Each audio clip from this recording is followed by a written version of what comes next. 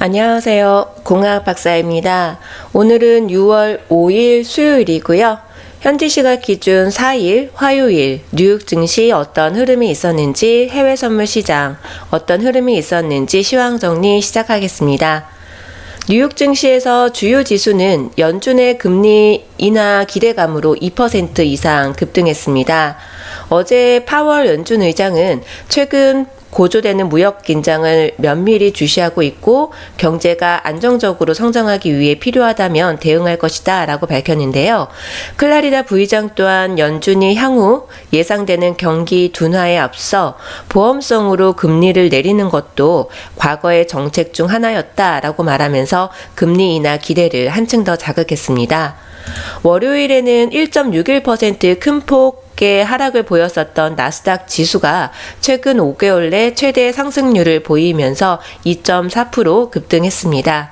또한 최근 금융시장을 불안케 했었던 두 가지 주요 이슈였었던 멕시코 관세 인상과 미중 무역 전쟁 관련 시장의 불안감이 다소 해소되는 분위기였는데요.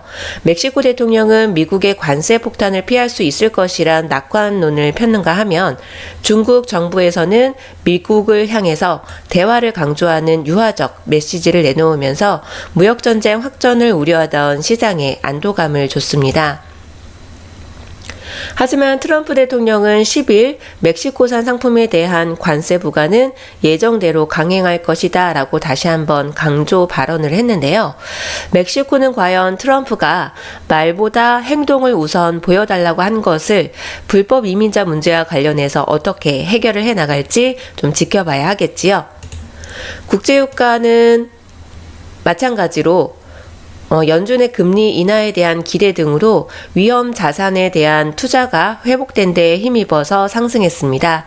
크루드 오일은 배럴당 0.23달러 상승한 53.48달러로 마감했는데요. 오펙 등 주요 산유국의 감산 정책이 하반기에도 이어질 수 있다라는 전망도 유가를 지지해줬습니다. 다만 러시아에서 감산에 반대하는 목소리도 나오면서 상승하는 데에는 좀 제한된 모습이었습니다. 최근 유가의 가파른 하락이 산유국의 감산을 연장할 것이란 진단도 나왔는데요. 하지만 중국과 멕시코 관세 문제 등이 명확하게 해결되지 않는다면 유가가 상승세를 재개하기는 어려울 수 있다라고 진단했습니다. 당장 다음 주 그러니까 6월 10일이 되겠지요. 멕시코에 대한 과세가 부과되는지 여부도 시장은 앞으로 주시하게 될 것으로 보고 있습니다.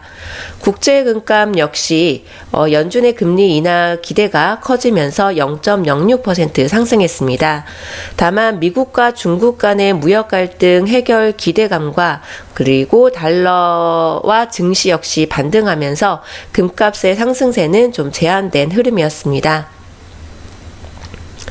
크루드 오일 어제 흐름이었었고요. 골드도 마찬가지로 이제 상승하는 흐름을 보이기도 했었고요. 그 다음에 오늘은 항생 지수가 큰 폭인가요? 한 200틱에서 250틱 정도 하락을 하는 흐름을 보이다가 현재는 다시 좀 반등하는 모습을 보이고 있는 상황이고요. 나스닥 지수 굉장히 큰 폭으로 가파르게 상승하는 흐름을 보였었습니다.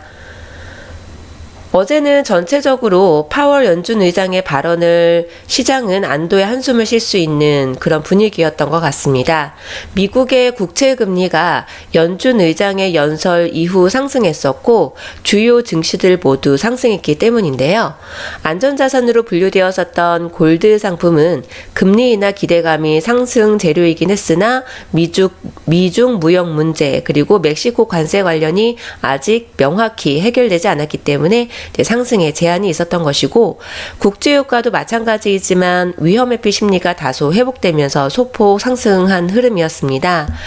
오늘은 중국과 멕시코와의 기대 협상 기대가 어제에 이어서 오늘도 긍정적인 소식 트럼프의 발언이 나오게 될지 다른 부각되는 이슈는 또 무엇이 있을지 좀 지켜봐야 할 것 같습니다. 오늘의 주요 발표 일정입니다. 오늘 그 비농업 부문 고용 변화 지수 발표가 될 예정이고요. 그리고 제조업 고용 지수, 그리고 11시 30분에는 원유 재고 지표 발표가 있습니다. 현재 그 크루드 오일 60분봉 기준으로 보면은 매도존과 매수존 간의 간격이 한 100틱 정도 간격이 있는 상황인데요. 어떤 큰 이슈가 있지 않는 한은 매수존과 매도존을 강하게 좀 돌파할 수 있는 그런 힘이 발휘될 수 있는 이슈가 나오는지 좀 지켜봐야 될 것 같고요.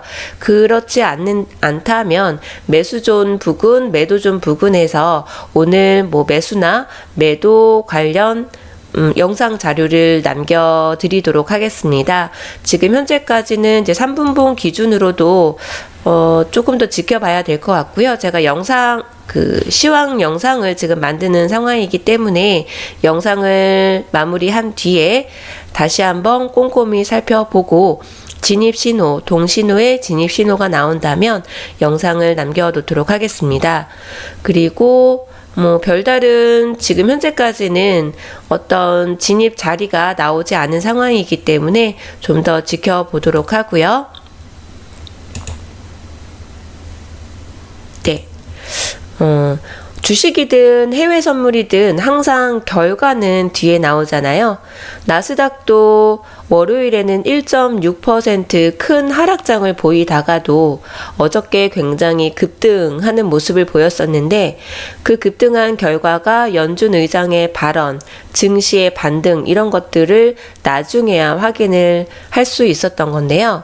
물론 예측은 해볼 수 있었던 것 같습니다. 하지만 정확한 분석도 할 수 없고 내가 정확한 분석을 했다라는 것에 대한 확신을 갖고 있는 분들은 결코 그리 많지 않을 것으로 생각됩니다.